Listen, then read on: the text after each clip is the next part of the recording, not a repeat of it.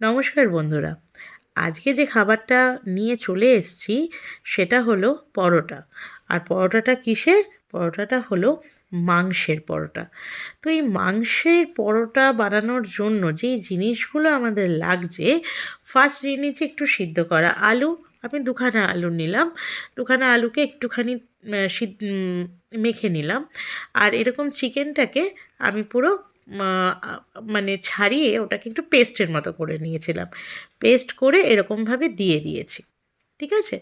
এবার এর মধ্যে আমি একটুখানি চিলি ফ্লেক্স দেবো, আর তার সাথে একটুখানি অরগ্যানো দেবো। হ্যাঁ, তোমরা অবশ্যই এটার মধ্যে একটু লঙ্কা দিতে পারো, কিন্তু অ্যাজ ইউজুয়াল আমার বাড়িতে ছোট বাচ্চা আছে, তো এবার স্বাভাবিক কথা, ও যদি খেতে না পারে আমাদের কি ভালো লাগবে? তাই আমি লঙ্কাটা স্কিপ করেছি, কিন্তু লঙ্কাটা দিলে আরও টেস্ট বেড়ে যাবে।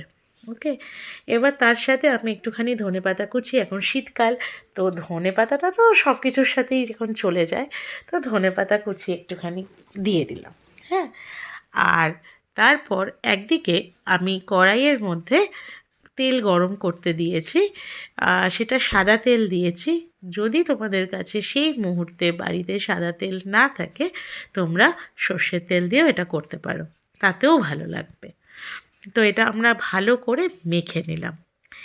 এবার নেক্সট প্রসিডিওরটা করব, সেটার আগে আমি যেটা বলতে চাই সেটা হলো যে আমি এইটাতে একটা জিনিস দিতে ভুলে গেছি, সেটা হলো সাদা জিরে।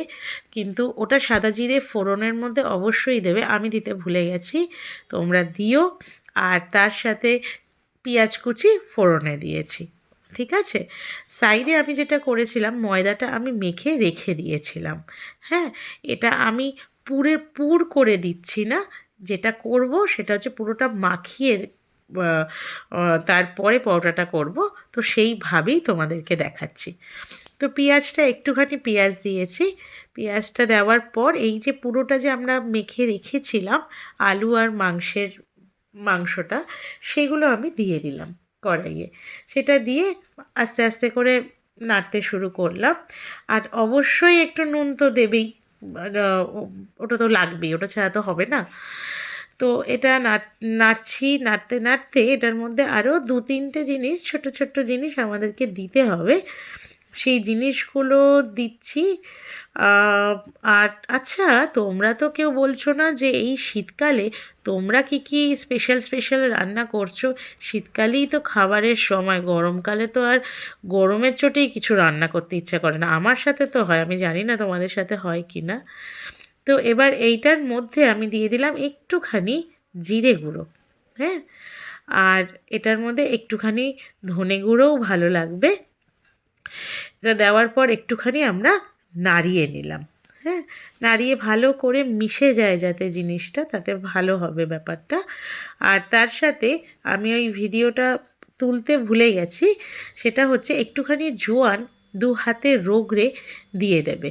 তাহলে না, বাচ্চারা খাক, বয়স্করা খাক, যেই খাক, তাতে কোনো রকম তাদের হজমের অসুবিধা হবে না। এই দেখো, আমি ময়দাটা এইভাবে মেখে রেখেই দিয়েছিলাম।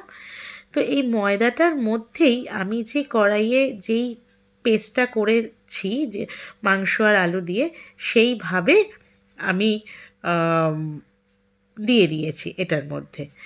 তো এই যে জোয়ানটা আমি এখন দিয়েছি, সেটা কিন্তু তুমি আগেও দিতে পারো, কোনো অসুবিধা নেই তাতে। হুম, এবার এটাকে ভালো করে এদিক ওদিক করে মাখতে শুরু হবে, কেননা পুরোটা এটার সাথে মিশিয়ে নিতে হবে, তাহলেই তো খেতে ভালো লাগবে। তো এইবার জোর লাগাকে হাইসার মতন করে ব্যাপারটাকে এই রকম করে ফেলেছি। ঠিক আছে? এরপর এটাকে ছোট্ট ছোট্ট এরকমভাবে আমি গোল গোল করে নিয়েছি। তো এই গোলটা করবার পর এবার যেটা নেক্সট করবার, আমরা সবাই যেটা করি বাড়িতে, সেটা হচ্ছে এটাকে একটুখানি বেলে নিতে হবে। তোমরা যদি পারো তেল দিয়েও বেলতে পারো, কিন্তু আমি তেল দিয়ে বেলতে গেলে আমার গন্ডগোল পাকাই, তো সেই জন্য আমি একটুখানি ময়দা দিয়েই বেলে নিচ্ছি। কেননা তেল দিয়ে বেলতে গেলে আমার আর হবে না, আর এমনিতেই আমি গোল করতে খুব এক্সপার্ট।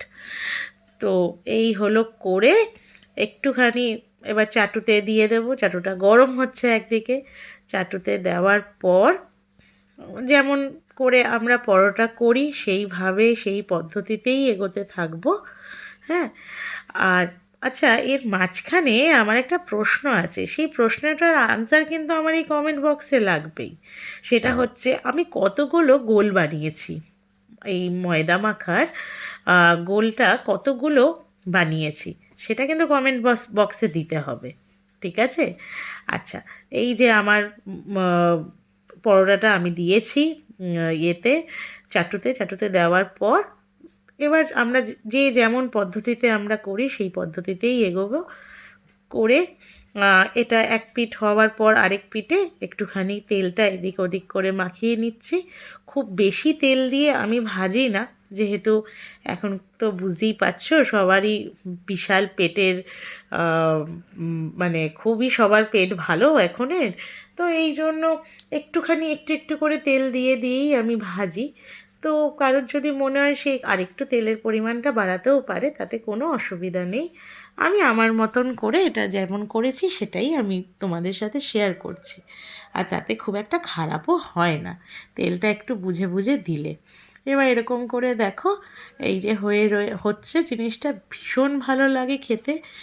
আমি মনে হয় অনেকেই বানিয়েছো বাড়িতে, আর যদি কেউ না বানাও একটু বানিয়ে দেখো, সত্যিই ভালো লাগবে। আর যদি বাড়িতে বাচ্চা থাকে, বাচ্চা থেকে বুড়ো সবার পছন্দের, কিন্তু স্পেশালি বাচ্চারা এমনিতে যদি রুটি পরোটা খেতে নাকশিট করে, যেই নাকি মাংসের গন্ধটা পাবে ও অটোমেটিক্যালি দৌড়ে দৌড়ে চলে আসবে, তাতে কোনো অসুবিধা নেই, ঠিক আছে?